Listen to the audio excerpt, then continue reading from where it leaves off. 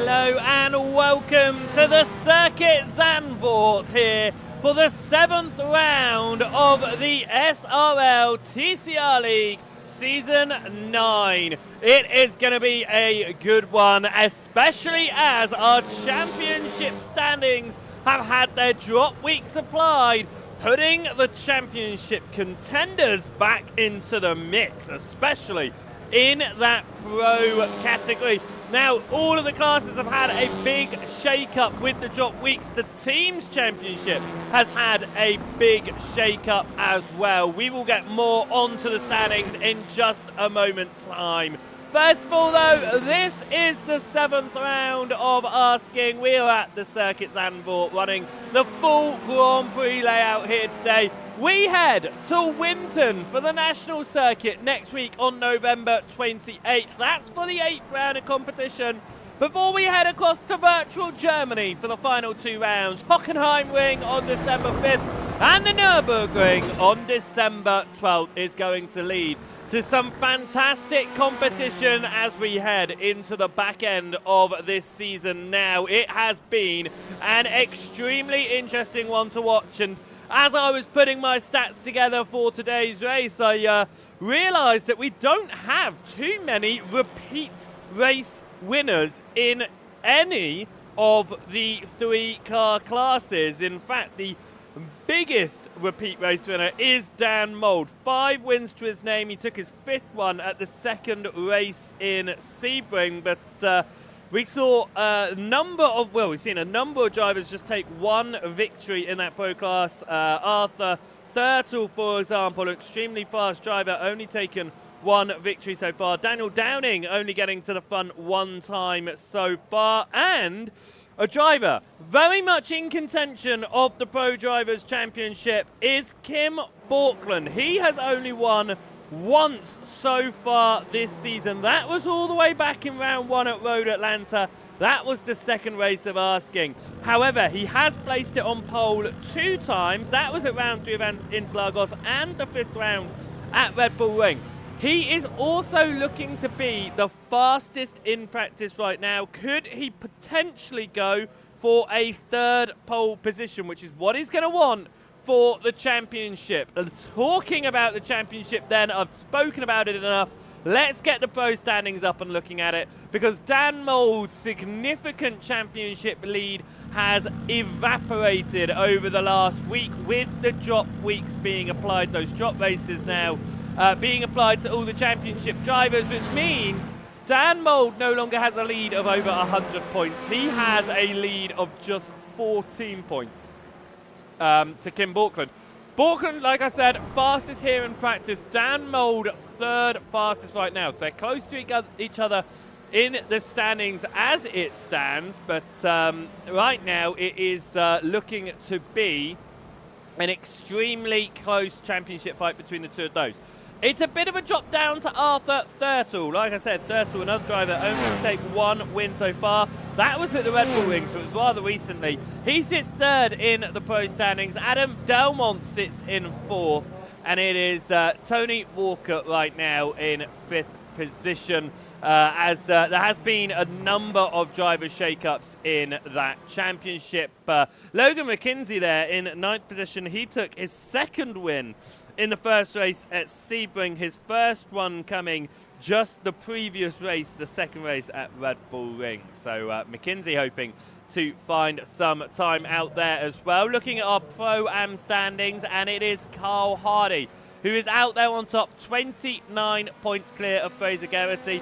The Pro-Am Championship is even more interesting to look at when you look at race winners. Carl Hardy, the 1st driver to repeat a race win. That was in the 8th race of the season. It was Portimao for round number 4. It was the 2nd race of the day. The only 2 drivers to have repeated race wins are Carl Hardy and Kev Eilert. Eilert taking his 2nd win of the season in class at the 1st round of Sebring.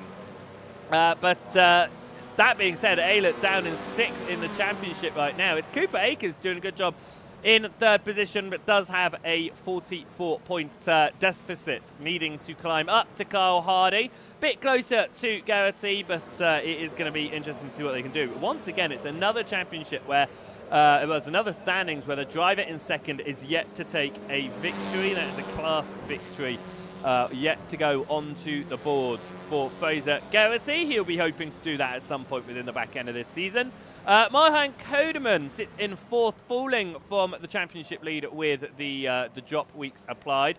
And it is Ryan Stringer, I don't know why it says Ryan Stringer, it is Ryan Stringer, who sits in fifth position right now between Kodeman and Aylett. Det Crowther sits in seventh position ahead of Daniel Lewis. Craig Walters in ninth. And Jura Lakonen sits in 10th position in that one, but I don't believe that Lakonen is racing today. He is feeling a bit under the weather, and therefore hopefully we'll be watching from the comfort of his sofa. Over across to the AM standings then, it's Lucas Henschel who leads that one right now, and I'm not surprised Henschel taking his fourth class win of the season at the second race in Sebring. It puts him on 281 points ahead of Scott Malcolm. Malcolm, of course, has also taken 4 wins in class this season. That was taking both wins at Brands Hatch, both wins at Interlagos as well. So Malcolm will be looking to try and find his way up the championship order before the end of the season as well, but we don't see him racing once again today. Driver who is back today in that amateur standing is a driver down in 10th position. He has only raced so far this season at the Red Bull Ring. What did he manage to do in class? He took victory in both of those races. He is sitting 6th fastest overall right now. That is the amateur driver. He is faster than all of the Pro-Am drivers at the moment, which is absolutely amazing for Stephen Fry, and he will be looking to find more points to his name. I believe if he was to race in all of the next set of races, I think points-wise, he is still mathematically in contention. However, I think realistically adds to contention for a championship, but should move his way pretty nicely up the order. Of course, Vegard Olaisen Leah took home his first win back at the first race in Sebring. So he'll be looking to try and repeat that. It was a really good win, actually, from Leah, looking quite fast. So we'll be looking to do well here as we head now towards the qualifying session around this circuit. Before we get across, though, we have just enough time to have a look at the team standings. And again, this has had a massive shift up. The top 3 staying as they were. However, a massive shift up behind with all of the drop weeks that have been applied to individual drivers, obviously being applied, therefore, to team results as well. This circuit still leads the way with 159 points, but not as dominantly now. Only 33 points ahead of BSTV, so we'll be hoping to try and move up into that lead of the championship within the next 4 rounds before we head across to the end of the season. Just Give It A Go are doing well to remain in third, but they are only 4 points clear of Sim Racing Norway, so they are not safe in that third place at the moment. Jazz Academy up in 5th place. They have made a couple of positions gained with those drop weeks, as did Hydro Race Racing Forces as well. Again, really close between those two, just 6 points separating those drivers. And SRL aren't really that far behind, 21 points off of Hydro Race, which, could easily change as we head into the rest of the season. Lumen Motorsports, they sit in 8th position. Next Gen Racing have dropped all the way down to 9th, and Blade Designs moves into the top 10 for the standings so far. So they'll be looking to try and find their way a little bit further up the order as we head around this wonderful circuit. Talking about the wonderful circuit of Zandvoort, of course, located in North Holland of the Netherlands, the 2.64 mile circuit heads around the dunes of the beaches, and it is a brilliant circuit at that. 14 turns, it's undulating. undulates, it goes up, it goes down. You've got the banked corners as the refresh for the F1 made it happen. It is going to be an absolutely brilliant couple of races for this one, especially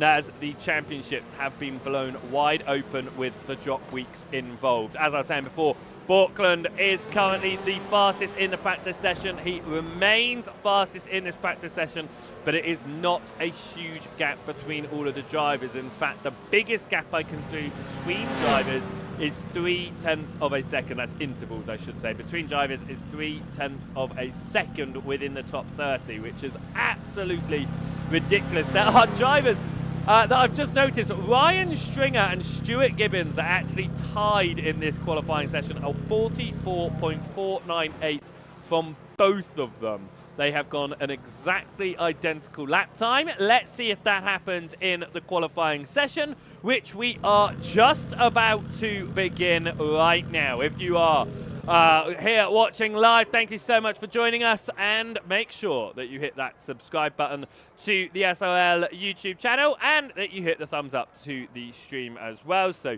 we can see that you enjoy this, as I'm sure you are going to be excited to watch racing, just as I am as well from the commentary booth. Qualifying then underway here, 10 minutes on the clock. Drivers are going to be storming their way out of pit lane to get this session going, and as you can see, it's a little bit busy out there, I'll say. Oh, whoa, whoa, this is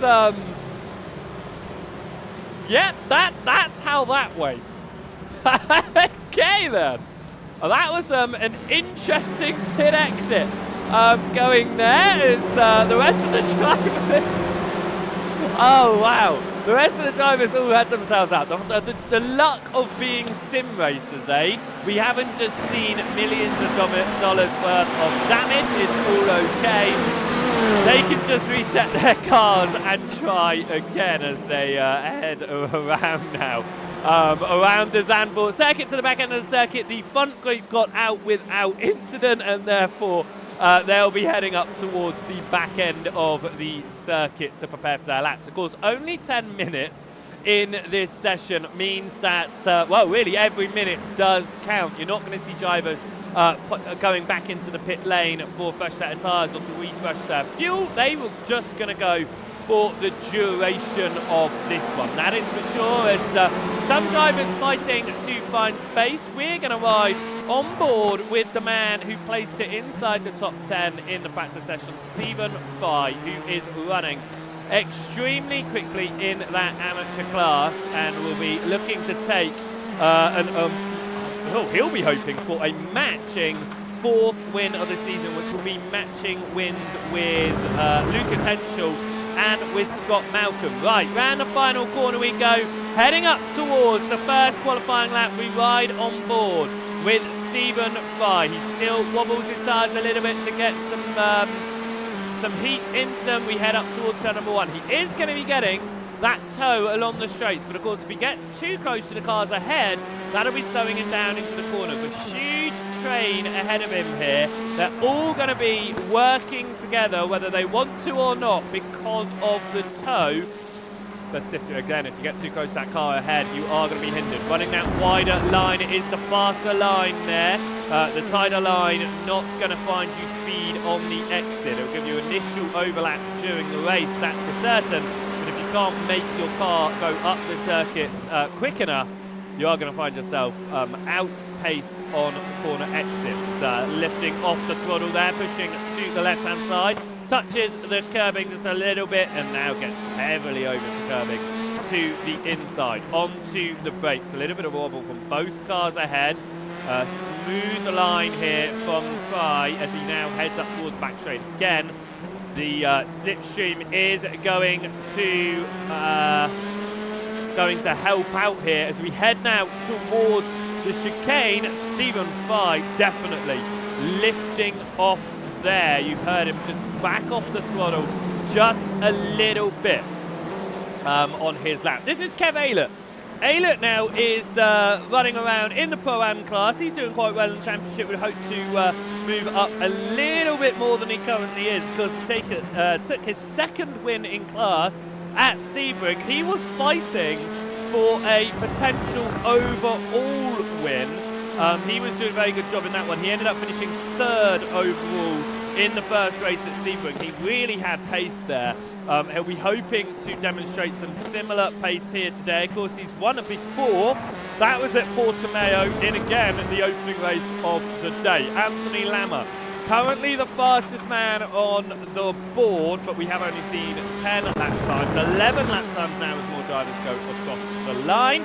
We head through the final banking, and what is Kev Aylett going to do as he heads up towards the timing line? Can he find his way nicely up the order? Carl Hardy, championship leader in the Pro-Ams, down in 21st overall at the moment. Kev Aylett goes the slowest overall, not a quick lap on that one. In fact, it looks like that was not a representative lap time for him at all, as Kim Borkland is heading around now, and Borkland was the fastest in practice.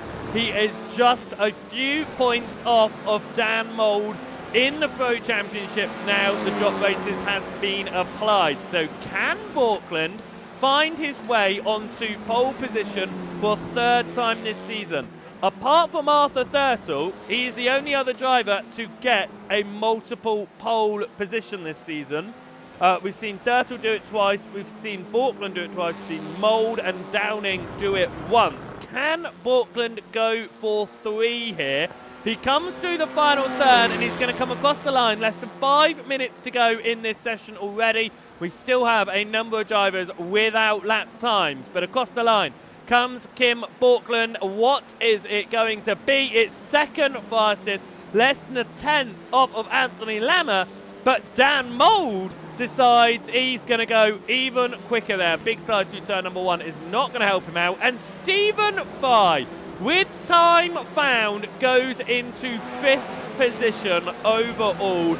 Showing on the left-hand side there, that red background on around the number, showing he's that amateur driver. The next highest amateur driver is Nail, down in 15th position. There are a number of spots between them right now. Logan McKenzie goes to the top. Are we going to see another new pole sitter here today as McKenzie gets through turn number 2, pushes it wide here, nice and wide, over that green turf, that's absolutely fine to do, and over that curbing, just run it as hard as you can on the exit as well to push it nice and hard. Well, as we come now to the bottom end of the circuit, this is going to be interesting in the opening few laps. Drivers going to go side by side to try and find any position they can on the early stage. McKenzie at the moment 7,000ths of a second clear on Dan Mould. A big amount of curb from the driver ahead of him there, unsettling the car. McKenzie stays off that sausage curb and stays away from the next curb as well. A couple of new drivers racing here today. We've got Chesney Vanderbroek down in 24th position, being one of those drivers that is heading out there for the first time today. Sydney Hard sitting 22nd position right now, has won that class race, won the first class race of the season, yet to repeat that feat, down in 22nd position in class. Lammer goes even faster out front as Borkland's into 2nd. Can McKenzie find time here? 0.3 of a second back, following the 5:02 machine of Sydney Hard, who sits just ahead on the circuit here.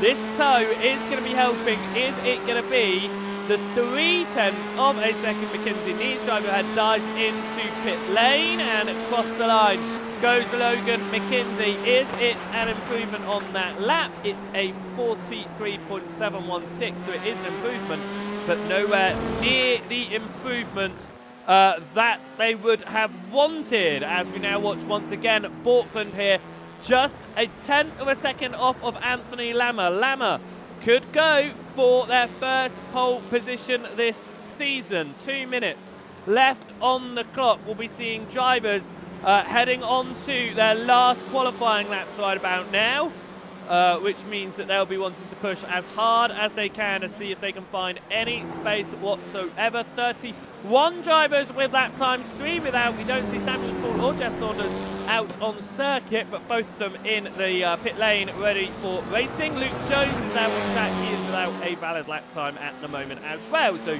34 drivers preparing to go into the first race of the day. Borkland is preparing to finish his current flying lap and see if he can go faster than a 43.435. Can he do so as he comes across the timing line from Kim Borkland? Can he beat it? It's a 43.319, and that is an astonishing lap time from Kim Borkland, placing him on provisional pole position potentially for a third time this season. Anthony Lammer just up ahead is continuing to run around as well, as is Logan McKenzie. Dan Mould is down pit lane, will not improve here. Arthur Thurtle slows down and moves inside in 5th position. Scotton also racing for the first time this season in 6th position. Daniel Downing here in 7th position, looking to find time. Downing taking the pole at Portimao.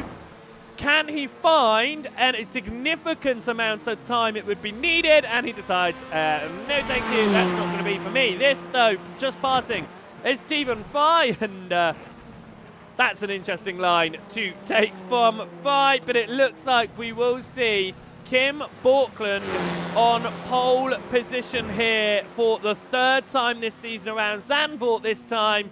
Qualifying comes to a close, and it will be Kim Borkland on pole position for this one. We will get ourselves our grid in just 1 moment's time as we wait for the session to head along.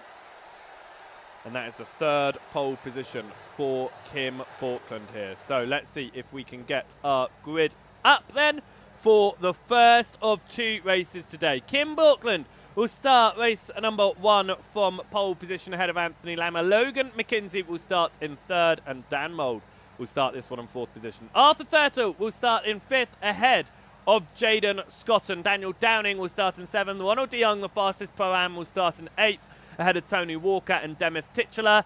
Cooper Akers will start in 11th ahead of John Brown. Stephen Fry, the fastest amateur driver, will start in 13th ahead of Carl Hardy. Stuart Gibbons will be in 15th with Mohan Kodeman in 16th position. Deck Crowther will start this one in 17th ahead of Ryan Stringer. Daniel Lewis will start in 19th. Kev Aylett in 20th. Fraser Geraghty will start in 21st. A string of amateur drivers here. Vaughan Mayo will start in 22nd ahead of Thomas Coombe and Chesney Vandenbroek. Then we will see Vegard Olsen-Leah in 25th position, Andrew Lovesey in 26th position, Sidney Hards in 27th, headed J.B. Dejay, Paul Hurley in 29th, Scott Malcolm in 30th, Angie Littler in 31st, headed Jeff Sanders in 32nd, Samuel Spall started in 33rd, and Luke Jones from the back of the field. We prepare ourselves for a 12-lap race, there or thereabouts it's going to be. We have 20 minutes of racing action coming your way for the first race of the day. We will then get a second race of 25 minutes just after that one, and that will probably be about a 14-lap race. But the drivers prepare themselves for racing here as they all lined up and eager to go on the grid. Borkland on the right-hand side of our screen, starting this one from pole position, the 3rd time this season he has found himself fastest in qualifying, and he is going to have Lammer just behind. They prepare themselves. 20 minutes on the clock. They are going to be revving their engines, waiting for the lights to go out just as much as we are. We're going to see the smoke kick out to the back of a number of cars as they get off the line and head up towards turn number 1 here. It is going to be side by side towards the front of the lead. Lammer to the inside of Borkland, and Lammer is going to make that move. A tiny little bit of contact, but Lammer is into the lead here. McKenzie looking to try and get through for second as well. It's side by side between Mould and Thurtle behind. Mould on the outer line, Thurtle on the inside line. They're 3 wide, but they're going to settle themselves down on the exit with McKenzie ahead of Mould. Off onto the grass there was Jaden Scotton trying to get past Arthur Thurtle. They run side by side, and they are going to continue doing that as we head towards the bottom end of the circuit. They settle themselves down with Scotto ahead. Tony Walker gets the inside of Daniel Downing there, and they manage to make their way through. Scott Malcolm has picked up a penalty on the opening lap of this race, and it looks like we have seen Andrew Lovesey having something happen to him that has sent him down and out of this one as well. Still running around, but towards the back of the field now. Andy Littler has just had an issue as well, it looks like, as he falls down the order with a number of positions lost for him. Thomas Mayle to the inside of Thomas Kuhn. Torborg Mayle to the inside of Thomas Kuhn there. That is for 4th in class as they run side by side up towards the chicane now. It is going to be Mayle on the inside, and it is going to swap back across then. And position swapped for then Kuhn down to 26th position, back up towards the front. Then Lammer has had an excellent start to this race, moving from 2nd into the lead, and will hold that lead as they head onto the 2nd lap of this race. It is going to be side by side behind Tony Walker on the outside. Daniel Downing looking to the inside here, heavy onto the brakes. We saw this move work on the opening lap for the lead. It's going to work again, this time for 8th position. Daniel Downing moving through as Borkland retakes the lead up front. That came out of nowhere because they were not side by side heading into that corner. So Borkland has managed to make that move, and we're going to see if we can quickly catch what has happened to that one. I didn't want that to happen, as it is side by side, and Borkland's just got the speed on the exit and then holds it on that wider line, and that's exactly where he's going to want to be, because it's where you get the speed. It's where you get the speed on that outside line. So a great run for Borkland there, as there's a number of drivers into the crowd. What on earth? That was awesome. Yeah. Let's have a look what's happened there. Whoa, huge crash going ahead. A lot of cars involved in that one. A lot of cars into the wall. What has happened to Olsen Leah here? Side by side contact, and it's a spin into the wall. A shoot. Whoa. I think that is the biggest TCR crash I have seen on iRacing. My word. Again, very fortunate this is virtual racing, because that could have gone very badly indeed. It's side by side for the lead once more. Lammer on the outside of Borkland as it heads up towards turn number 1. Lammer leads across the line. Borkland to the inside, and here comes Logan McKenzie. It's 3 wide. Logan McKenzie to the inside. Gets to move past Borkland. Can he find the speed on the exit on Lammer? Borkland's trying to get there, back in there, and won't be able to quite get a nudge in, but he tries. That's going to be McKenzie sideways. Borkland up, down Mould into 3rd, but Anthony Lammer is going to be back into the lead of that one after 3 wide into turn 1. An audacious move from McKenzie, who's not happy with that, flashing his lights up towards Borkland there. But they continue that around. Scott Malcolm still with that penalty to serve. Will have to visit pit lane very soon. As we continue just to catch up on what has happened here. Dennis Titchener's down to 31st position as well. Some issues with that. It was just getting caught up in that wreck that we saw, where we saw the car of Olsen Leah end up on their side. It was just a lot happening in that moment. A number of cars getting caught up. In fact, I think there were about 6 cars that may have been involved in that wreck that have all had to go down pit lane for damage, or had to tow back to pit lane due to the fact that they weren't on their wheels anymore. This is Thomas Kuhn chasing down Mayle. We saw this fight go over before, and it was Mayle who came out on top.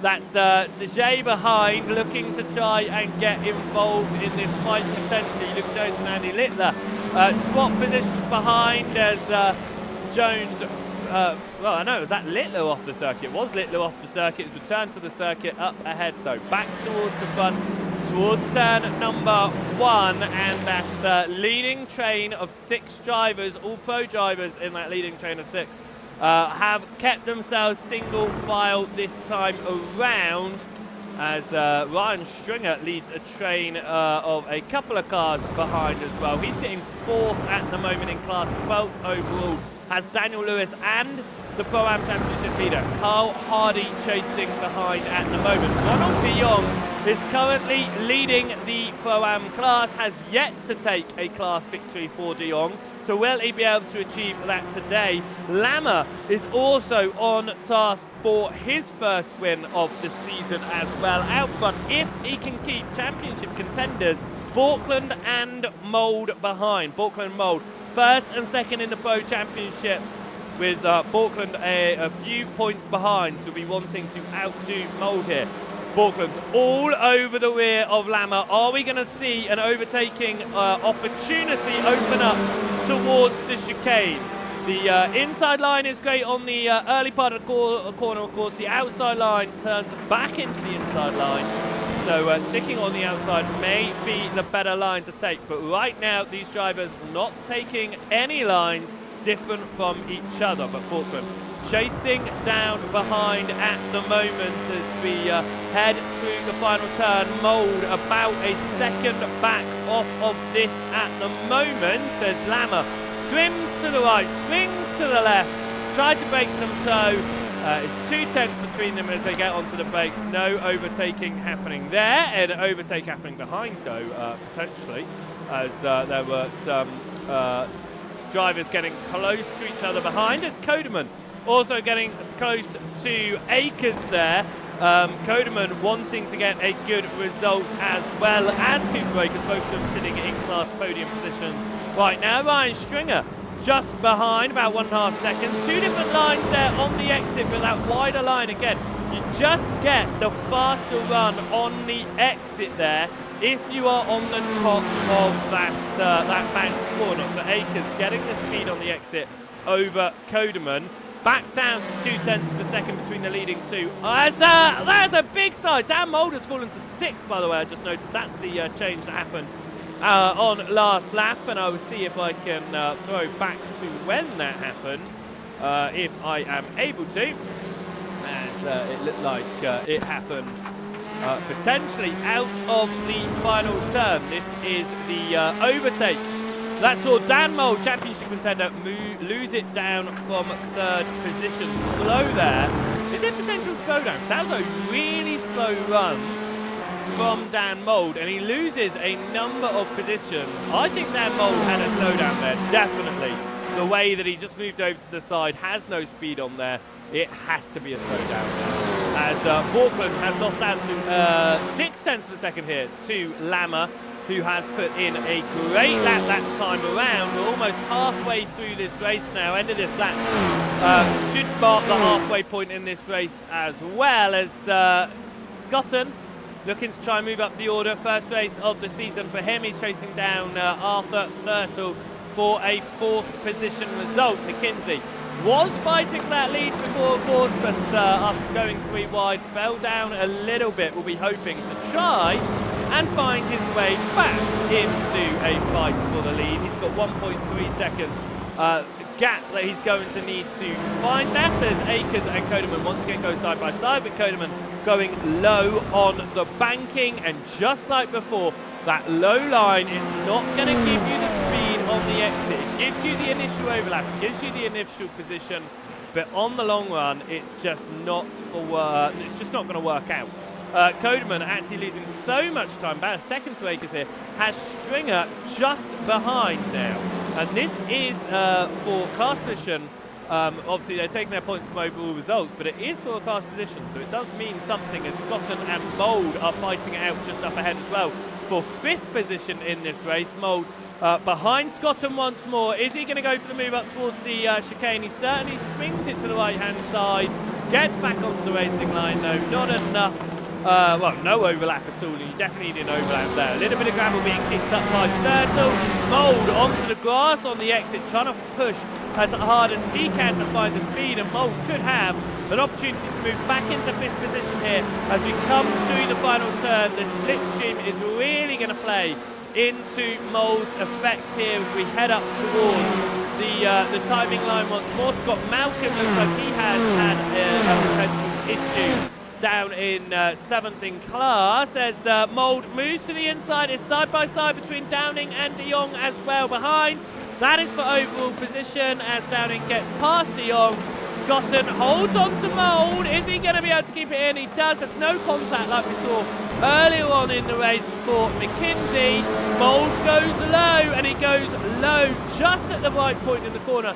That he does find a little bit of speed, but there's no space to get past Scotton, and Mould is still holding on to 6th position, wanting to move up the order. 0.2 of a second once more between Lama and Borkland, as Borkland's returned the gap back to what it was before he dropped off, and Mould! A huge slide! Was there potential contact there? But Mould, a massive slide there. What happened? Was there contact ahead? Was it just a mistake? It's slower line from Scotton. There was a slight nudge there, but really there was nothing that Scotton could have done, because really in that Scotton had to come back on track, because otherwise it would have been a run onto the grass, but does keep it going. Now down to 8th position with a big gap to Ronald de Jong, who is leading that pro Amfield. Back to 0.3 of a second here. Auckland pushing hard to close down on Lama, but Lama is at the moment just finding a little bit more pace to stay ahead as we head into what should be the back 5 of this race. Up towards turn number 1. The gap comes down to about a quarter of a second between them. 2 different lines there. The wider line for Lama, the tighter line for Borkland, and that has put Borkland right onto the rear end here. Can he find another slightly different line, as that is deep from Borkland? A lower line from Lama, potentially catching Borkland out in that one, and moves through. Lama moves ahead once more with a gap of half a second. Back to this train of drivers though. This is for second in the Pro-Am class. 9th overall, Akers, Kodeman and Stringer.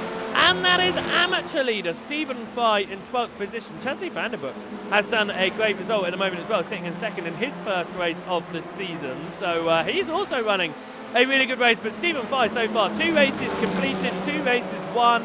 This is his 3rd race he is competing in. Can he make it? 3, 4, 3 here.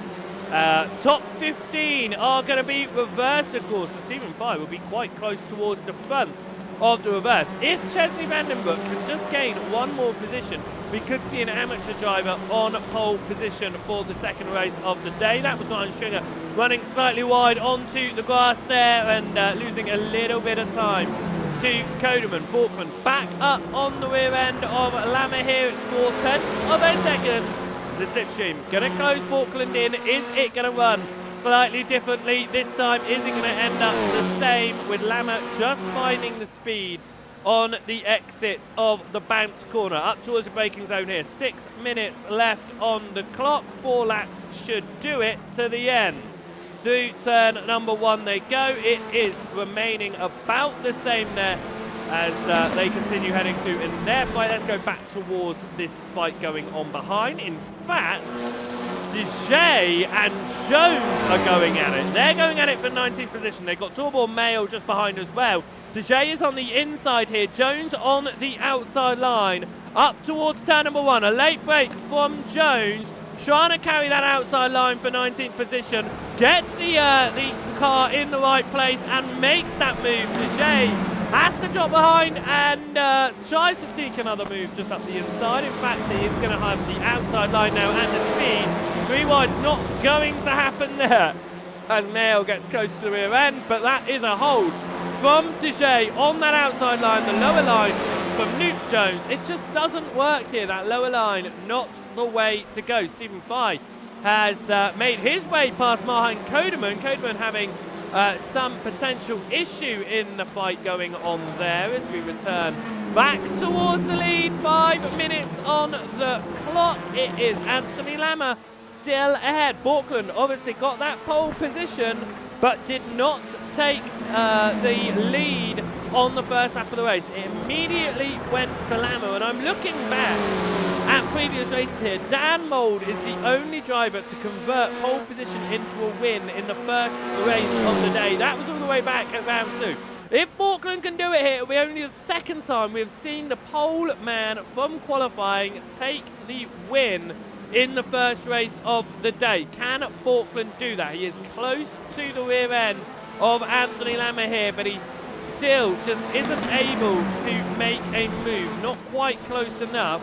Lammer just faster where it can to put himself further ahead, that by the time they get into the parts of the circuit where Borkland's closing in because of the slipstream, there's nothing he can do. Like now, there's nowhere he can really go to make this overtake unless he makes an audacious move to the inside. He's not going to do that. He's going to stay behind. 1.5 tenths of a second behind at the moment, both pushing over to the curbing on the left-hand side. Is still less than 2 tenths of a second between them as they run around, and this is exactly what Borkland needs. Goes to the inside of Lammer. Borkland tries to make that move on the inside. It's not going to quite work out as Lammer's able to hold the speed, but it is going to put Lammer onto the tighter line in the next corner, which will give Borkland a better line on the exit, potentially more speed here up towards the chicane as we're heading up towards the last couple of laps in this race. We head into the chicane. Borkland heading the sausage curb a lot harder there. Lammer running a bit deeper, and that has allowed Borkland to be right onto the rear here as we go onto the main straight. This is going to be the best opportunity that Borkland has right in this race so far to regain the lead. Up towards the timing line, towards the penultimate lap of the race. Lammer moves to the right-hand side. Borkland follows behind. Is Borkland going to move to the left to go on the outside line? He certainly is. He's going to brake earlier though, trying potentially to get the switch back on the exit. Lammer is going to try and keep the speed, gets the gravel. Borkland moves to the right-hand side. Is he going to stick a nose in? He certainly is. They're side by side. Borkland's got the better line on the outside here, but Lammer pushes it hard, pushes it right onto the racing line, that Borkland just isn't going to be able to carry the speed there. Once again, Borkland is stuck behind as we head down towards the back end of the circuit, but does look a little bit towards a tighter line than Lammer. Doesn't go for that overtake right now. McKinsey is seeing this happen ahead and could have fingers crossed, hoping that something might happen between them. Lammer looking for his first win this season. Borkland looking for his second. Borkland in the fight for the Pro Championship as we head on to the back straight as Borkland goes towards the inside of Lammer. Both drivers running an extremely tight line there. With just over a minute left on the clock, next lap is going to be the white flag lap. With Lammer still ahead of Borkland. Borkland has got to think about his exit through the chicane and into the final two corners to try and potentially make that move on Lammer. Lammer surely is going to go defensive once more in this fight, going to the inside as we head on to the final lap of the race. It worked out last lap. I'm sure Lammer is going to be hoping it works out again. Yes, he swings to the right-hand side. The white flag is out. Borkland, will he move to the left once more? He certainly does. Is he going to brake later this time? No. Once again, he brakes early for that switch back across, but this time, Lammer slows it down on the apex, not allowing Borkland to get to the inside. As they fight it up, Borkland dives to the inside and going to slide up to the racing line. There's major contact between the two drivers. Kim Borkland is in the lead. Lammer, with major front end damage, is not going to be able to carry the speed here. As Borkland, it looks like he may have potential damage on the exit. That is going to be major damage for Lammer. Lammer was in the fight for the win, is now out of it, completely dropping down the order as Borkland runs around. We saw the rear end get loose, but it looks like Borkland is able to control it. But could this potentially be McKinsey taking advantage here? Because if Borkland has major back end damage, which it looks like he does, he's not going to be able to run quickly, and Logan McKinsey could win this race here. There is potential for it. You can see that Borkland's car grabbing a little bit. How hard is he going to be able to push through the final two corners? As McKinsey is now just half a second behind. Who is going to be able to win this one? Can Borkland hold it with that damage? Can McKinsey find the time as we head out through the final turn. But Kim Borkland, contact for the lead, moves through and takes the win. Ahead of McKinsey, Thurtle takes home a podium. Scotton takes home fourth ahead of Downing, ahead of Mould. Lammer just takes it home for 8th position. Ronald de Jong wins the Pro-Ams for the first time this season, and Stephen Fry takes his third victory this season as well. But we are going to have another look at that contact in just one moment's time, because it was an interesting one, and I think we do need to have another look at that one. But right now, it is a second win of the season for Borkland, which is just what he needs in the championship. Championship rival Dan Mould down in 6th position. Right, let's have a look at this move once more. Let's see if we can get a slightly different angle of it this time and see what happened there. So this is Lammer ahead, Borkland behind. Borkland goes in deep to the inside. So much speed that it just carries him out. And there is absolutely nowhere that Lammer can go in that one. And Lammer was the one who got most damage. So Borkland coming out of that one fantastically well off compared to Lammer. And you have to wonder who there. Oh, what could Lammer have done? That's the question, because I don't think there's much there that Lammer could have done in that one as the sessions progress, which is why we're just having a moment. We're going to give one more look at that one, but we're going to ride on board here this time with Lammer.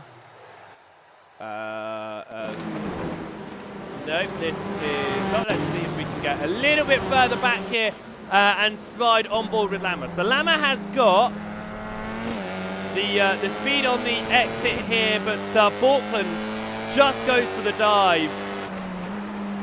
And I think it was just carrying too much speed, wanting the win, and suddenly there's a car. That's a shame indeed. It was really nothing that could be done there from Lammer, but that damage almost cost Borkland the win as well. But we will call it on race number 1, prepare ourselves for race number 2 with the top 15 reversed, of course, as I am going to jump across and have a little look-see here at some of the other things that happened there with those results, because we are going to have a look at the overall results at the end of that one. So, Kim Borkland took the win in that one, 4 tenths ahead of Logan McKinsey. Arthur Thurtle coming home in 3rd position. 4th position was Jaden Scotton ahead of Daniel Downing, and Dan Mould coming home in 6th. Great news for Borkland for his championship contention with Dan Mould down in 6th. Ronald de Jong taking his first win of the season in class in 7th. Anthony Lammer came home in 8th, with Cooper Akers and Ryan Stringer rounding out the top 10. As it's decided to be weird. There we go. Stephen Fry took home the win once more in the amateur class ahead of Mahan Kodeman. Carl Hardy took home 13th ahead of Daniel Lewis, and Kev Aylett came home in 15th. Chesney Vandenbroek came home that one in 16th position ahead of Paul Hurley. Thomas Combe coming home in 18th, and JB Dejay in 19th position. 20th was to Luke Jones. 23rd position was for Torborn Mayo. Jeff Saunders came home in 22nd, Andy Littler in 23rd, and Sydney Hards in 24th. Scott Malcolm finished that one in 25th position with John Brown in 26th. Demis Titchler in 27th, ahead of Tony Walker. Fraser Garrity and Deck Crowther down in 30th position. Vegard Olsenlia in 31st, ahead of Stuart Gibbons, Andrew Lovesley, and Samuel Spall. Of course, a lot of drivers going out in that one following that big pile-up that involved a number of drivers that we ended up seeing. Obviously, one of them on their side out of that one. So it was a number of incidents towards the start of that race and towards, well, it just took a lot of people out, which was a real shame. In fact, I'm just seeing if we can find where that happened once more as I'm trying to find my way through. You can see here huge amounts of contact ahead, and this is where it all goes wrong for Vegard Olsen Leah. Touch into the wall and a huge wreck in that one, and that was all the way back on lap number 2, so that was very early doors in that one. I just wanted to say that all of our drivers are okay after that one. Potentially broken thumbs, but luckily nothing more serious than that, I think, because that was a big one. Virtual racing has its benefits sometimes, and the safety of sitting in your rig rather than being behind a car that went flying in that manner is certainly one of those benefits. We prepare ourselves then for the second race of the day. It's coming up in just a moment's time, and we are going to see then what is going to happen in the second race of the day. It is a slightly longer race. It's 25 minutes. That will be on the clock for this one. The top 15 are going to be reversed. We will talk you through the grid once we get across into the second race. But can Kim Borkland find his way back to the front in the next one, and hopefully with a little less contact? Ronald de Jong will be hoping to try and repeat his race win that he got for the first time in class in those Pro-Ams. And Stephen Fry, can he go back-to-back once again? The only other driver to go, two other drivers have won whole weekends before. Scott Malcolm did it at Brands Hatch, won both races in the amateur class. Scott Malcolm did it at Interlagos, winning both those races in the amateur class. Lucas Henschel did it, winning both races at Portimao. Stephen Fry did it, winning both races at Red Bull Ring. The only 2 rounds we have not seen a double win in the AM class was at round 1 at Road Atlanta and at round 6 at Sebring. Apart from that, we have seen the amateur class have the driver who wins race number 1 go to win race number 2. Right, we are preparing ourselves here for the grid for the second race of the day. 15 laps expected for this one, and Stephen Fry finds himself in a brilliant position in the amateur class. Kev Aylett, however, finds himself in the perfect position. He starts this one in pole position ahead of Daniel Lewis. Carl Hardy is in 3rd ahead of Marhan Kodeman. Stephen Fry will start in 5th ahead of Ryan Stringer. We then see Cooper Akers starting this one in 7th. Anthony Lammer will be in 8th position, hoping for a better end to the race. This time Ronald de Jong will start in 9th ahead of Dan Mole. Daniel Downing will start in 11th ahead of Jaden Scotton in 12th. 13th we are 3rd or 14th for Logan McKenzie, and Kim Borkland will start the reverse grid in 15th position. Chesney Vandenbroek just missing out on the reverse grid pole there. Will start in 16th ahead of Paul Hurley. Thomas Kuhn will start in 18th position. JB Dejay will start in 19th position ahead of Luke Jones. Mayer will start in 21st position. Jeff Saunders in 22nd ahead of Andy Littler in 23rd. Sydney Hards will start this one in 24th position. Scott Malcolm from 25th ahead of John Brown. Demis Titchler will start in 27th. Tony Walker from 28th ahead of Fraser Garrity in 29th. And Deck Crowther in 30th position. Vegard Olsen Leah will be hoping to finish this one on the wheels this time, with Stuart Gibbons starting in 32nd. Andrew Lovesey will start from 33rd, with Samuel Sproul from 34th on the grid. Kev Aylett, Daniel Lewis, Kel Hardy, Marhan Kodeman, all Pro-Ams front 2 rows of the grid. It isn't until we see 8th position of Anthony Lammer that we see a pro driver. Stephen Fry, the amateur, is in 5th. We are going to get pole position away from Kev Aylett on the right-hand side of our screens. He had a great result in the first race of the day at Sebring. We'll be hoping for a great result here in the second race of the day. 25 minutes on the clock here as we prepare to get going for race number 2. Massive amount of wheel spin before we get the launch, and as we go, a nice launch from the lead for Kev Aylett, and moves across to the right-hand side to go defensive straight away. And where is it going to go wrong behind, or are they going to find it all clean. A little bit of gravel out ahead, but the drivers all make their way through. Turn number 1, Logan McKenzie on the start has moved down to 15th position. Contact with Portland. Portland keeps it low this time and will remain in 15th, but could now be under attack from Paul Hurley, who's got some speed on the exit and goes side by side from the moon. They're side by side ahead as well, settling themselves down. Hurley on the outside of Portland. Portland will hold on to the 15th position at the moment. Scott Malcolm gets past Jeff Saunders just behind, as well as Chesney Vandenbroek and Thomas Coombs. Swap positions, there's contact ahead, and that was Logan McKenzie. That was a big lock-up, almost going into another driver. I think there was a minor bit of contact, but nothing that led to any drivers going off. McKenzie going extremely defensive here on Portland, though, as they go onto the back straight. As Mahan Kodeman has made his way past Stephen Fry, by now down to 6th position. Knocking on the rear end of Kodeman, though, because he has Anthony Lammer just behind, and Lammer will be wanting to make up for that one. Lammer was on task to take his first win of the season. Can he do it in race number 2 here? He's in a perfect position to do that, but he does have the Pro Championship leader Dan Mould just behind him here. Chesney Vandenbroek gets around the outside of Thomas Coombs as he solidifies 17th position in this race, and Dan Mould could potentially go for a move on Lammer here. Looks like he was about to dive up the inside, doesn't make that attempt, as Portland in 15th, still trying to get past McKenzie, as Mould has got Lammer on the exit of the first turn, and it is going to be side by side with Stephen Fry ahead. Mould on the outside, and to the inside goes Anthony Lammer. That inside drop down from Lammer not going to work out for him, and in fact he is now being swarmed by Pro-Am drivers, and the car's off.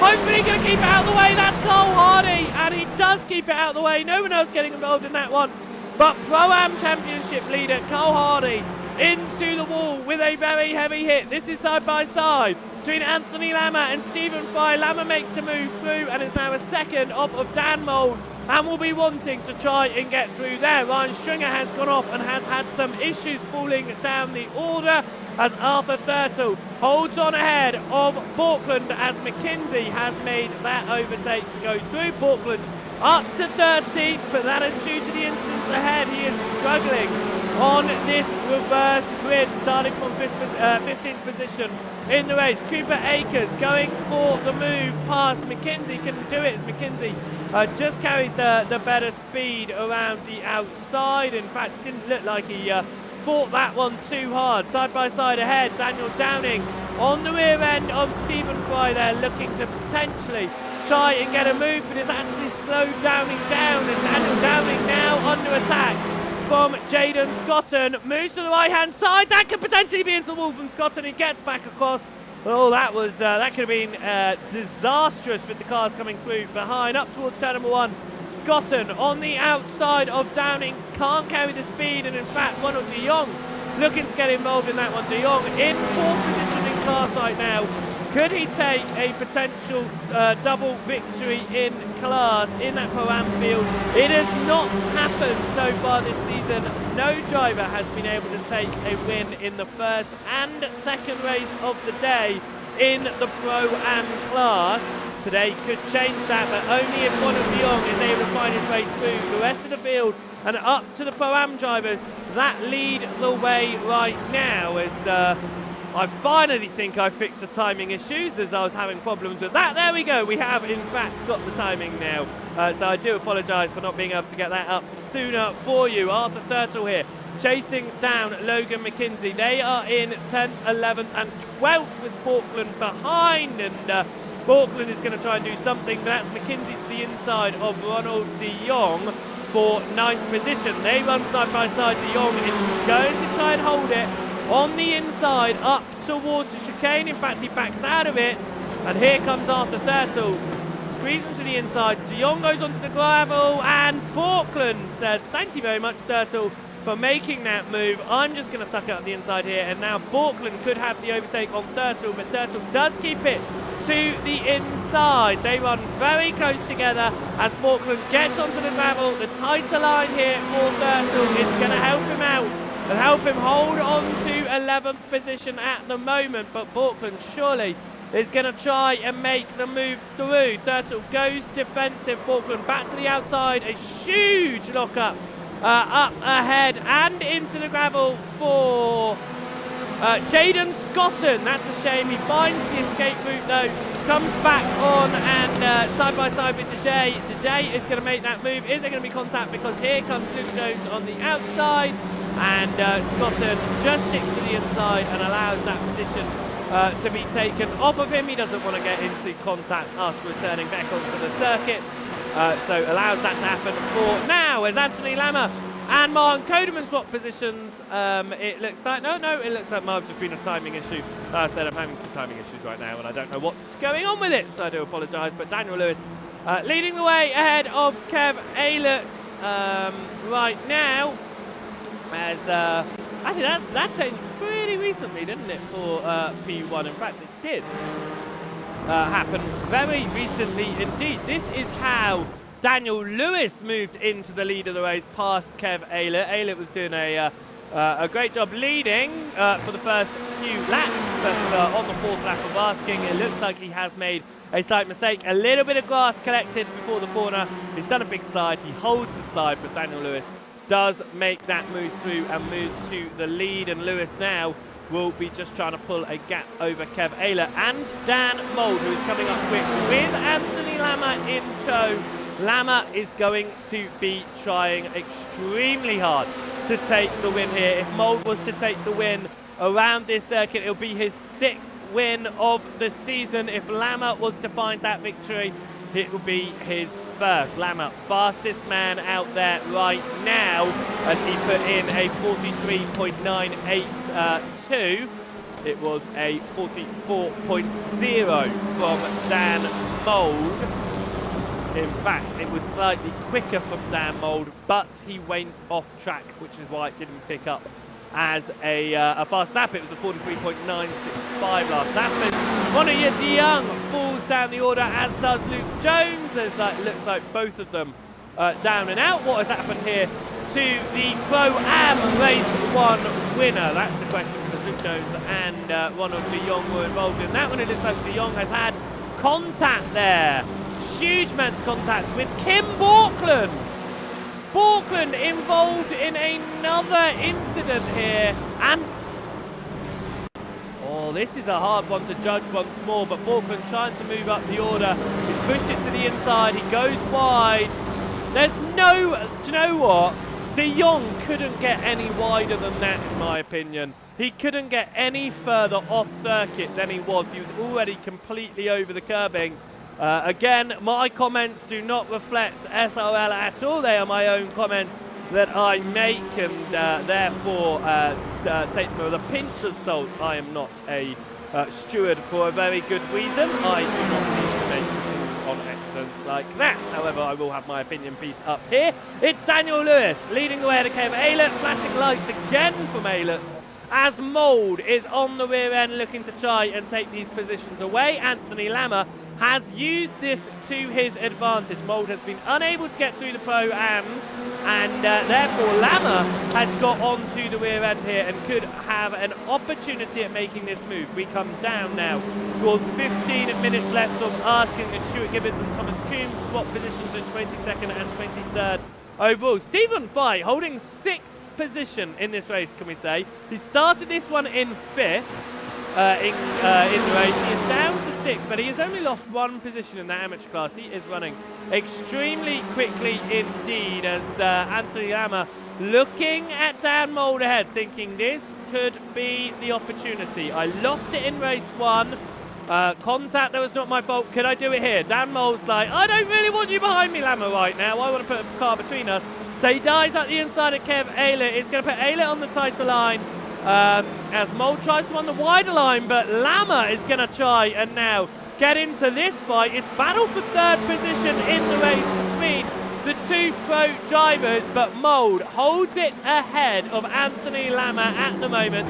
They get through the chicane. It is Lewis, Aylett, Mould, Lama continuing to run out in the top 4. They are battling for the overall podium, and the Pro-Ams at the moment leading the way as we head across the line. This will be 9 laps to go with my calculations. So as they come across the line here, they will be pushing to try and find the positions. Mould, particularly with Lama now all over his rear, stuck behind Kev Aylett and Daniel Lewis. Now we know that Aylett can drive a really good defensive drive. We saw it at Sebring. He held on to second all race long in race number 1, losing it to third on just the last lap of the race.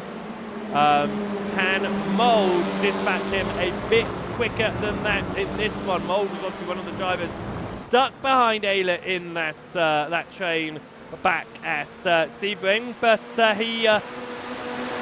he did certainly have other drivers to contend with, and right now Lama is not getting too involved in fighting him. He certainly looked up the inside for a moment, but other than that, he's not really gone for the move.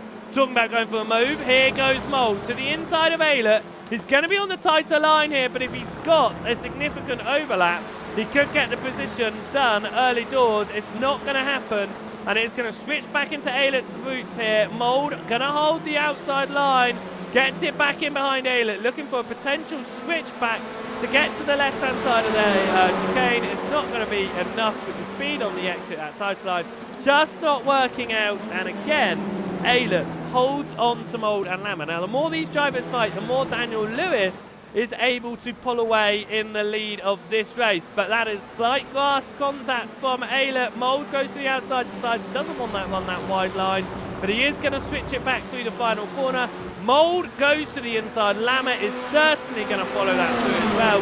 So Kev Aylett holding on second position could be over and done with, or is it going to be over and done with for third, because Lama not able to get that speed there on the exit, and Aylett is going to hold it ahead, but Lama does go for the move to the inside. Aylett is going to have to leave that door open, and Lama pushes it perfectly, leaving room on the outside, but pushes it enough speed to take third position in this race and not lose too much time to Dan Mould ahead, so he doesn't get out of that battle. This is a huge chain of drivers that is led by JB Dejay here. He sits in 13th position.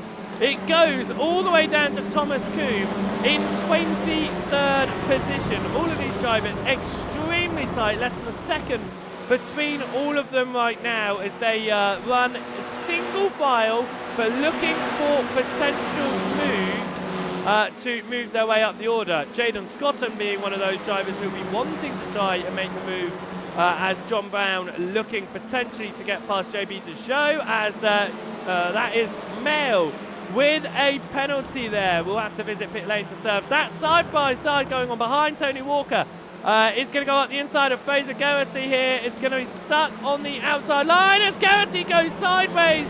Minor bit of contact, more contact on the exit. Both of them off the circuit, onto the gravel. Garrity and Walker off track there. And back on. Walker had to deal with a 10-place grid penalty in race 1, and that has not gone the way that he wanted in that fight there. Daniel Downing to the inside of Logan McKenzie, and both of them heavy into the wall. Both drivers are going to be out of this one. Borkland moves up into 8th, Akers into 9th, but that is McKenzie and Downing both out of this one. If we can just catch back on what happened there. That must have been the fright of a lifetime there from just behind. But a huge accident through the final turn as Anthony Lama is into second with Dan Mould leading the way. This is how that happened as we were watching the accident occur behind.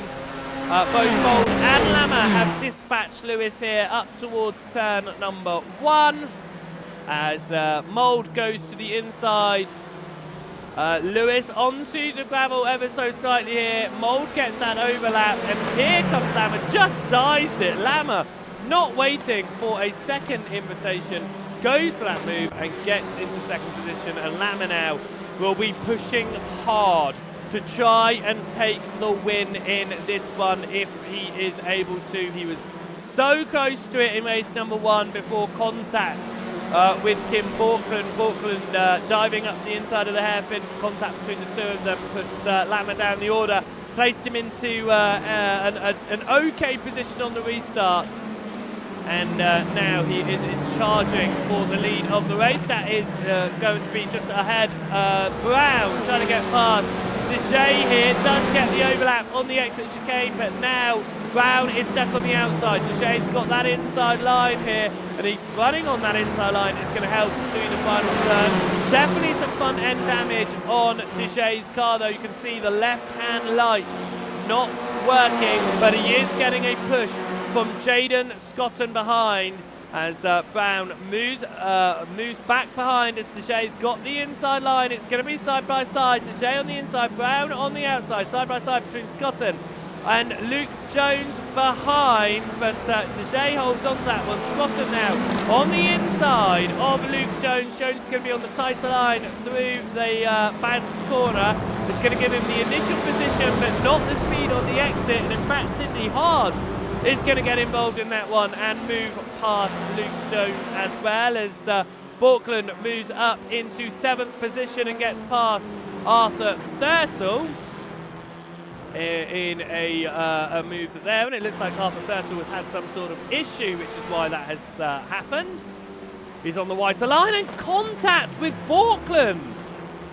He finds his way back straight pretty quickly, but that is another bit of contact that Kim Borkland has been involved in this evening. And he has moved his way up to 7th, but he's not done it in the best way possible. Lama holding on to about half a second behind Dan Mould here. He's looking, he's studying where he can find the speed over Mould to potentially make that move through. They're going to come across the timing line. 5 laps to go as John Brown gets past Deshay through the chicane this time. Again, in this train of cars, it's just constant back and forth between them as they try to make up positions. And the risk is, in a train like this, you go for an overtake and actually you end up just getting a little bit of tag from the car behind, or you tap the car in front, and that's a lot of positions and loss. You just see how close they all are coming across the timing line. Again, this train going up to 11th position with Deshay on the outside, Brown on the inside, and it looks like John Brown might be able to hold on to 11th this time. Here comes Jaden Scotton to try to the inside into Deshay. It's not going to quite make it there, and is going to have to hold on behind us. This is side by side between Titchler and Gibbons and Jones, and Titchler moves all the way down to 17th position as again Scotland going for the move, but this time to a part of the course we don't often see overtakes being attempted. Scotland on the outside, Deshay on the inside. They have been doing it cleanly, though. They can show you that you can run through that section without any contact, and they have done that perfectly. Scotland getting the position on Deshay, and Sydney Hard taking advantage of the slightly slower JB Deshay here to try and get around the outside. Deshay holds the inside line though and will hold on to 13th position right now in this train of drivers. Back to our pro-ams, and we have Chesley Vanderbilt chasing down Vegard Olsen Leah keeping it on the circuit with 4 wheels in this race, which I'm sure they'll be happy about. 5th in class, 25th overall, just a 10th of a second behind to Vandenbroek, who looked to the inside, couldn't quite make that move at the moment and will have to go again slightly later. Luke Jones on the back of Titchler almost made a move into the chicane, but has to settle down at the moment as this train of drivers, just all of them getting the toe from the driver ahead, so the benefits of it not as strong as what we have seen in other fights, as Arthur Thurtle makes his way past Pro-Am driver Cooper Akers. Cooper Akers 4th in class, 9th on the circuit, as Arthur Thurtle 5 seconds behind Kim Borkland. Borkland is closing up to Stephen Fry and Mahan Kodeman here. So could potentially move himself into a top 5. Started 15th on the grid with the top 15 reverse. So we'll be trying to do something in that one as the fight for the Pro-Ams continue, as well as ultimately leads by 0.3 of a second. Goes onto the right-hand side to break the toe, moves back onto the racing line with Vandenbroek just behind. They head into turn number 1. And they still remain settled down. Side by side between Jones and Titchener. Titchener is on the inside this time. And are they going to be able to make it through cleanly? They certainly do. Titchener keeping that overlap, but Jones carrying the speed on the exit. Says that was over the curbing from Titchener. Unsettled his car, but they keep themselves away from each other. No contact. And Luke Jones holds the position of 9th for the time being. He's going to have the title line. Titchener stuck on the wider line, could find the speed on the exit though, but right now that position goes Luke Jones' way as the gap at the front is still between 4 and 5/10 of a second between Mould and Lammer. So Lammer not allowing Mould to pull away, looking for his worst win of the season. Mould looking for his 6th win of the season here as this massive chain of drivers continues through and heads up towards the 13th lap of asking here, expecting 15 laps. Titchener on the rear end of Jones as Gibbons goes side by side up ahead with JB Dejay. Dejay to the inside line. Gibbons on the outside line. It's side by side with Jones on the inside, Titchener on the outside behind as well. So we go 2 by 2 through turn number 1. Gibbons comes out ahead of Dejay. Jones and Titchener still side by side. Jones on the inside line here. Titchener will get the inside line through the banking, but of course that outside line you can carry more speed on the exit. And Jones will regain 16th position in this one as that is Scotton making his move past John Brown. No, that was Scotton losing out to Sydney Hard, perhaps, actually, in that one. And no, it was certainly with John Brown, and that's because John Brown, what happened there? It looks like it was a nudge from Scotton behind. No, a potential wheel disconnect. That definitely looked like a mechanical failure rather than anything happening between the drivers themselves. It looks like he just went straight on, so a potential wheel disconnect for him there, which would be a shame. The gap between the lead has come down to 0.4 of a second. They go on to the penultimate lap of asking here. So it is still extremely close out the front. Titchener tried to make the move once again past Luke Jones. Has to stay behind at the moment. 2 minutes on the clock, 2 laps to go as these drivers head up towards the final turn on the circuit. It holds on at around 2 to 3/10 between each of them, but are we going to see any overtaking opportunities?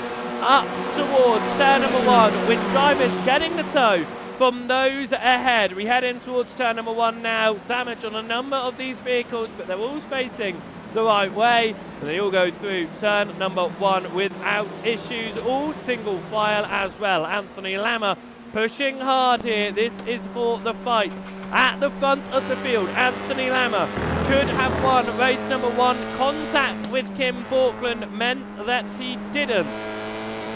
Anthony Lammer could potentially have the win in race number 2, or is it going to go Dan Mould's way for the 6th time this season? We head on to the back of the circuit as Anthony Lammer leads the way, chases Dan Mould behind as we head up towards the chicane.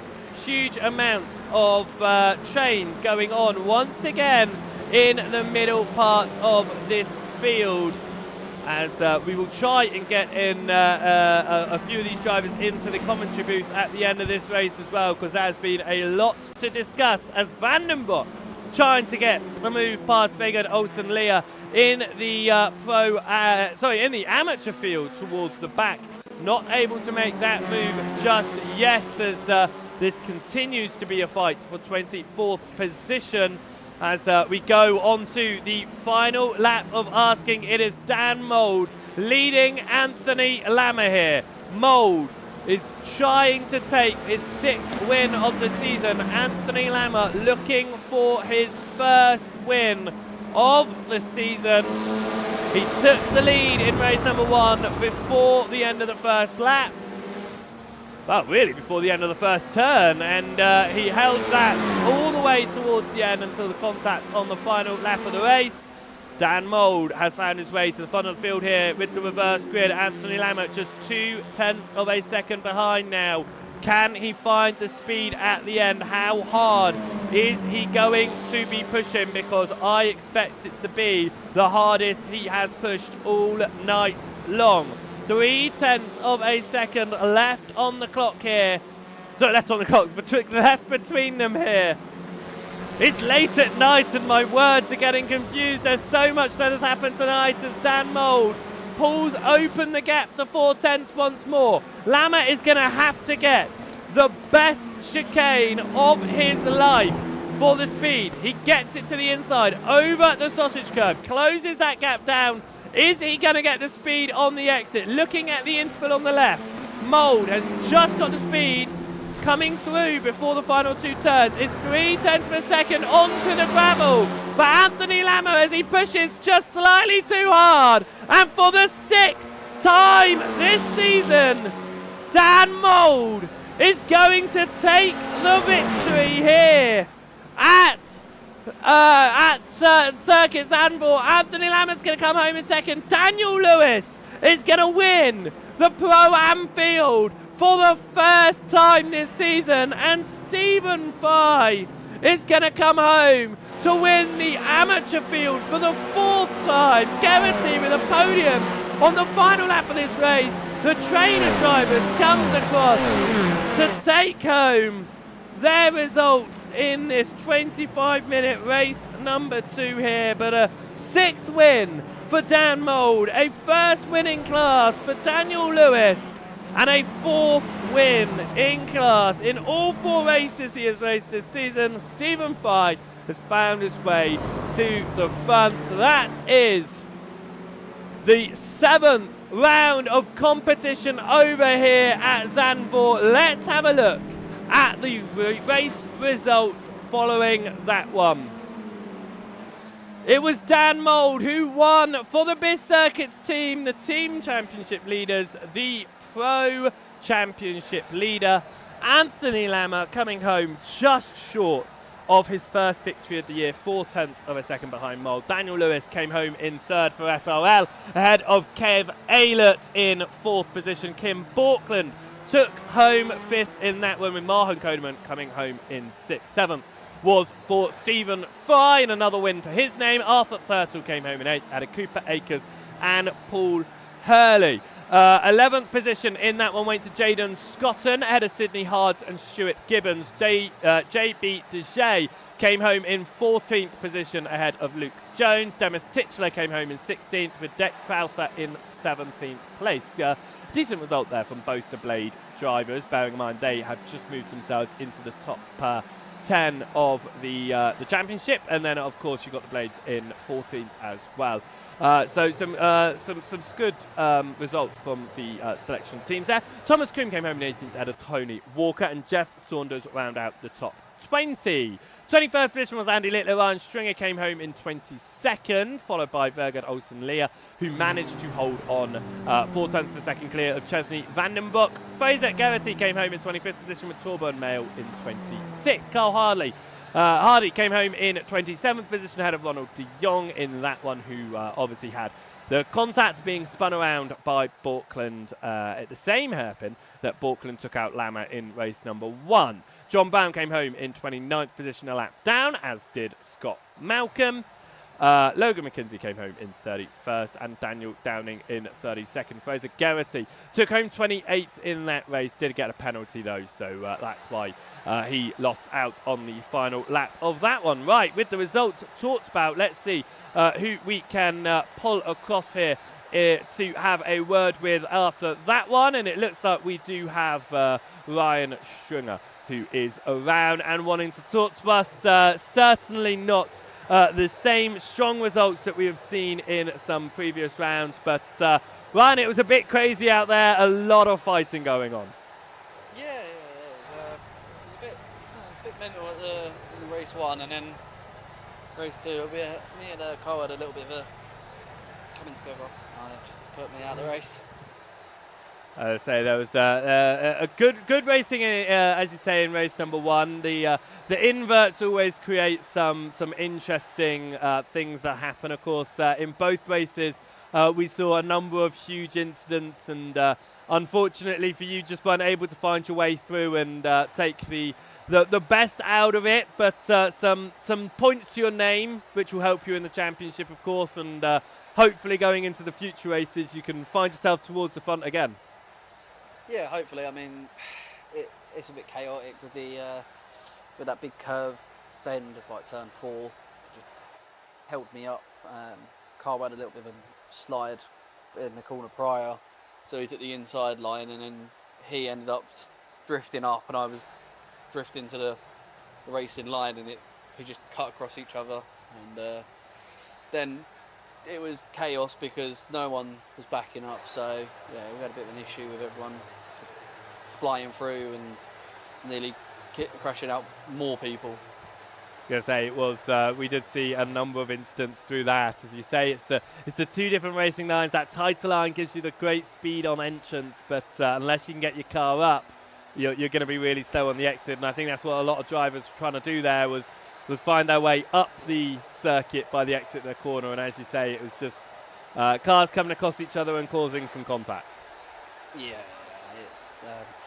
I wasn't too keen on the track tonight. I just never really thought TCRs would go well here, but it was going alright, and then it wasn't. So, say that this one wasn't a circuit that you were looking forward to. How about Winton next week? I think one of the tightest circuits I think we could be sending these cars to. Are you looking forward to that one, or do you feel it's another one that's going to be a bit of a crazy one? I mean, I've done MX5s during the week at Winton, and it's scary as hell. So TCRs with 30 plus of us is going to be even worse. I mean, it's going to be a good track, but it's way too tight for any side-by-side races. Well, it's going to be interesting. Hopefully then you'll get a good qualifying result as well then and find yourself towards the front. As you say, it could be a different one to fight. But good luck for next week at Winton, and of course for the final 3 rounds as we head into the back end of this season. Thank you very much.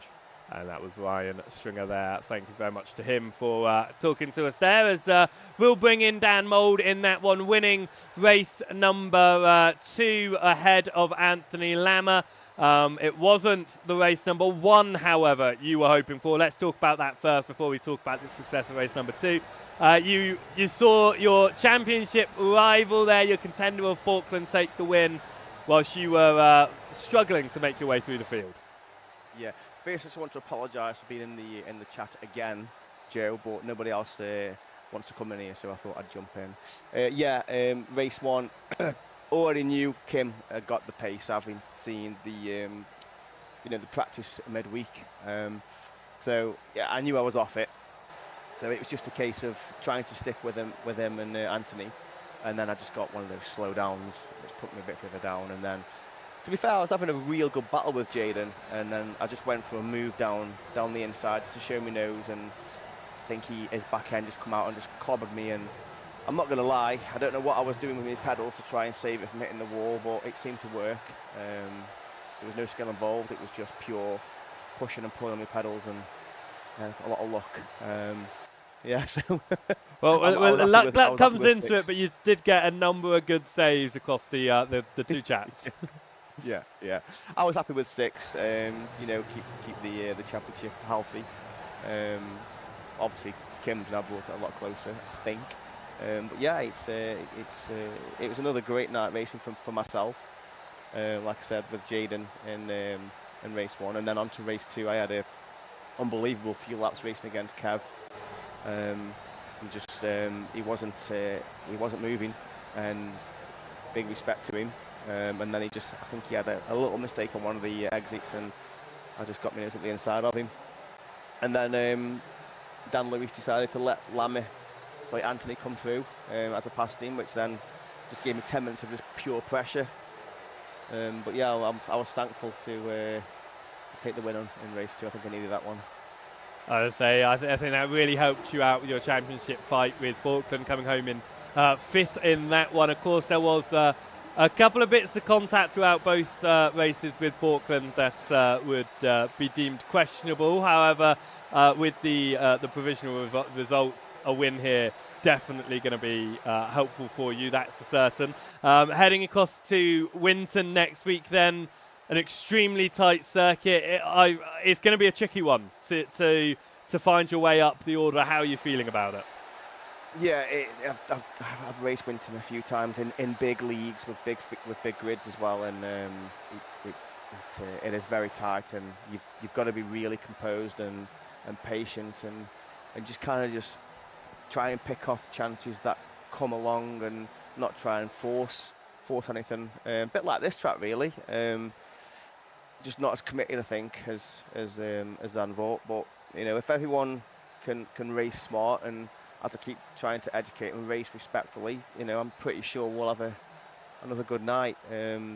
As always in any league, Joe, incidents are going to happen in any league in real life or on a sim. So we can't stop that, but we can try to minimise it as much as possible. But of another course, healthy field. Yeah. Of course, yeah. It's as you say, it's a very big field as well, and I think the racing that we see is always from the start to the end, always something going on, and I think that just shows how amazing this is. And in a circuit that's going to be extremely tight, I think we're going to see great racing once again, side by side through some difficult corners. And I think we're going to see some amazing action. 3 more rounds left to go. We've got Winton and then 2 brilliant German circuits of Hockenheimring and Nürburgring as we head into the back end of the season.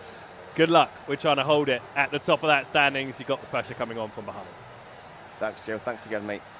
And that was Dan Moll taking the win there in the second and final race of the day. 6th win of the season for him in the Pro class. Daniel Lewis taking his first win of the season in the Pro-Am class in that one, and Stephen Fry taking his 4th win in as many races for him this season. So Fry finding a lot of pace out there. We will be back then next week as we head across to Winton for the national circuit on the November 28th to catch up with all of the previous rounds. Make sure that you check out the SRL's YouTube channel if you want to catch up on the extended highlights from round 5 onwards. Then head across to the Beehive Build Broadcasting YouTube channel where all the extended highlights will be available, as I say, from round 5 onwards. Make sure that you hit that like button here over on the SRL YouTube channel though, and that you hit that subscribe button as well. You'll be notified when they go live and when you can see all of the amazing action, as well as any videos that they upload throughout the courses of the week. And also be sure to hit that follow button if you're watching over on the Twitch channel as well, so you can be notified whenever we go live, as we go live multiple times through the week with a lot of different series. Thank you so much, though, for watching here around the Zandvoort circuit. I hope you have a fantastic week, and I look forward to catching you at Winton for the next one. It is going to be a tight one. As Dan said there in our interview, there's going to be incidents in absolutely anything that you see. And motorsport, it is just a part of motorsport. But we also see some fantastic racing, and that is not something that is just a part of motorsport. That requires a community of drivers that are willing to go out there, put everything on the line, and to have fun doing it. So here at SRL, that is exactly what they do. They get out there, they have some fun, and they have a brilliant community behind it. Be sure to check it out by joining their Discord channel and having a look at what there is going on. But from here at Zandvoort, from me, Joseph, at Beehive Build Broadcasting, I hope that you have a fantastic week, and we will see you next time. Goodbye.